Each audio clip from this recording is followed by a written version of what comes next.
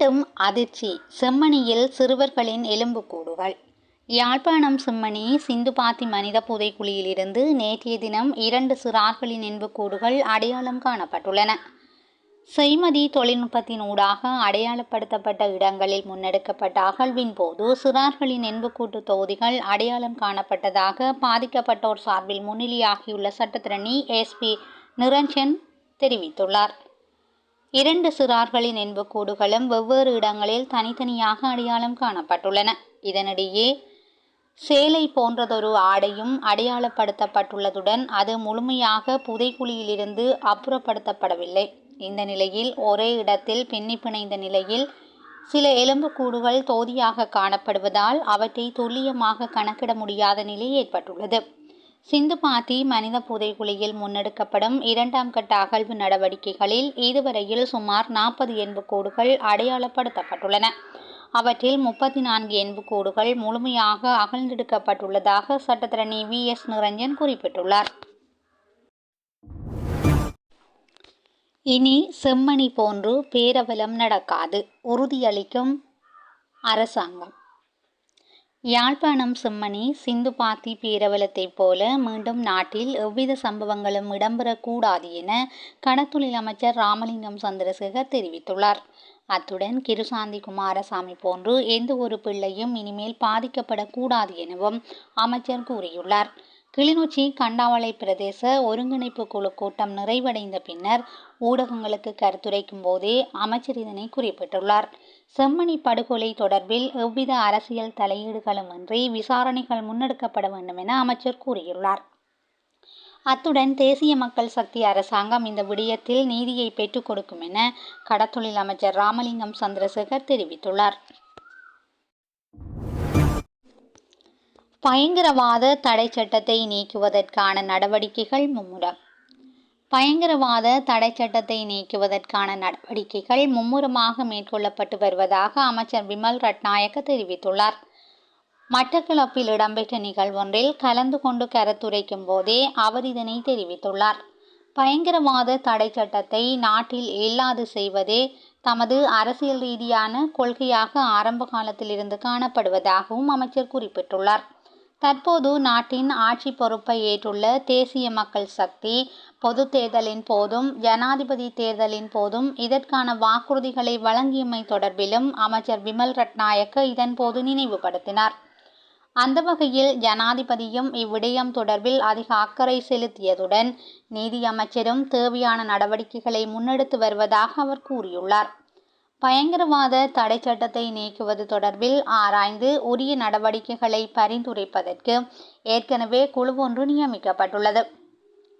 இந்த நிலையில் தேசிய பாதுகாப்பை உறுதி செய்வதற்கான புதிய சட்டங்களை வகுப்பதற்கும் பயங்கரவாத தடை சட்டத்தை நீக்குவதற்கும் தேசிய மக்கள் சக்தி அரசாங்கம் செயற்பட்டு வருவதாக அமைச்சர் விமல் ரட்நாயக்க சுட்டிக்காட்டியுள்ளார்.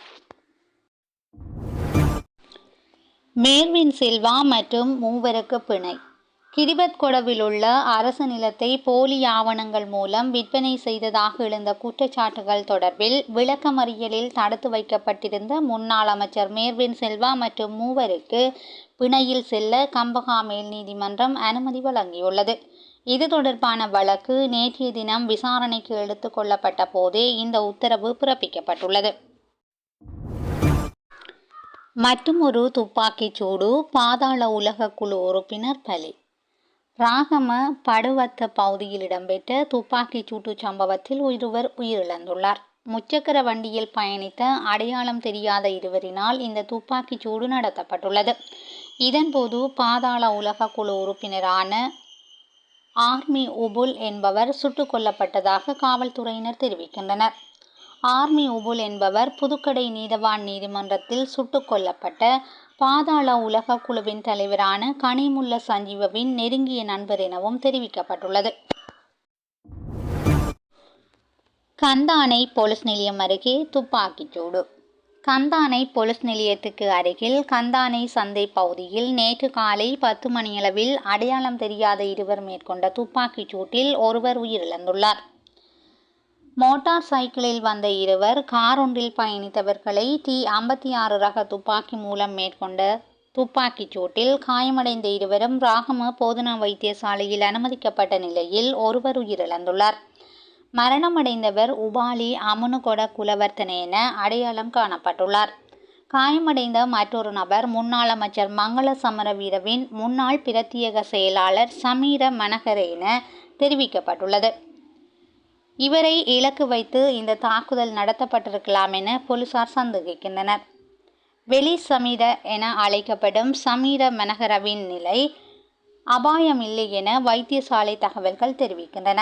மரணமடைந்த உபாலி அமுனுவில சமீர மனகரவின் உறவினர் என்றும் இருவரும் உடற்பயிற்சி நிலையத்திலிருந்து வீட்டிற்கு திரும்பிய போது அவர்களது வீட்டிலிருந்து சுமார் 500 மீட்டர் தொலைவில் இவ்வாறு துப்பாக்கிச்சூடு நடந்துள்ளது.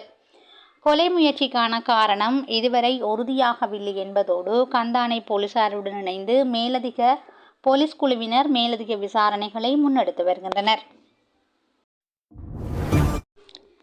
வீதியை விட்டு விலகி விபத்துக்குள்ளான இலங்கை போக்குவரத்து சபை பஸ், 15 பேர் காயம். கண்டி குடுகலை வழியாக பயணித்த இலங்கை போக்குவரத்து சபையின் பஸ் வத்தேகம அரவில உயன பகுதிக்கு அருகில் வீதியை விட்டு விலகி கவிழ்ந்ததில் 15 பயணிகள் காயமடைந்ததாக போலீசார் தெரிவித்துள்ளனர். இவ்விபத்தில் காயமடைந்தவர்கள் வத்தேகம வைத்தியசாலையில் சேர்க்கப்பட்டுள்ளனர்.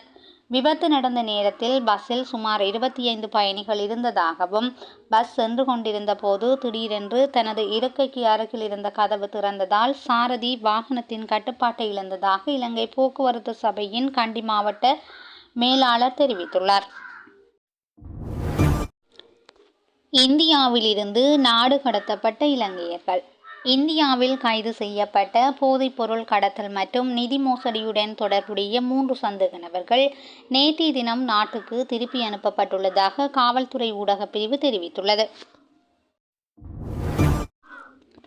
முதலாம் தரத்திற்கு மாணவர்களை உள்வாங்குதல் தொடர்பான அறிவித்தல்.